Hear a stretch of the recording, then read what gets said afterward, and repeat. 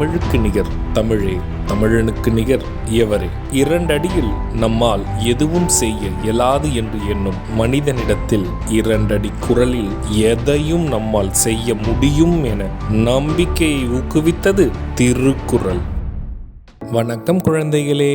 வணக்கம் பகலவன் ஐயா. இன்னைக்கான குறளை நம்ம பார்ப்போமா? ஓ, பார்க்கலாமே. சரி, பாடத்துக்குள்ள போலாம். இன்னைக்கான குறள் அதிகாரம் 65 சொல்வன்மை. குறள் எண் 641.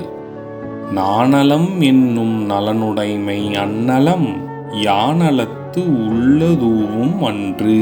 ஐயா, நீங்க சொன்ன இந்த குறளோட பொருள் என்ன? இதுக்கான பொருள் நாவன்மை நலந்தரும் செல்வமாகும். மற்ற எந்த செல்வங்களுக்கும் அடங்காத தனிச்சிறப்பு உடையது இந்த நாவன்மை என்னும் சிறப்பு. இதுக்கு ஒரு உதாரணம் சொல்லுங்களேன்.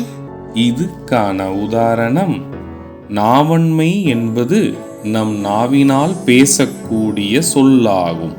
அதுவே ஒருவனுக்கு சிறந்த செல்வமாகும். அதற்கு நிகர் வேறொன்றும் இல்லை. நான் சொன்னது உங்களுக்கு புரிஞ்சுதா தீரன், இலக்கியா? நல்லா புரிஞ்சுது ஐயா. இனி இந்த குறள் எங்களுக்கு மறக்கவே மறக்காது. சரி பசங்களா, நாளைக்கும் இதே மாதிரி சுவாரஸ்யமான குறளை பார்ப்போம். நீங்க வீட்டுக்கு போன உடனே என்ன பண்ணணும்? இன்னைக்கு நாங்க படிச்ச குறளை அப்பா அம்மா கிட்ட சொல்லி காட்டுவோம்.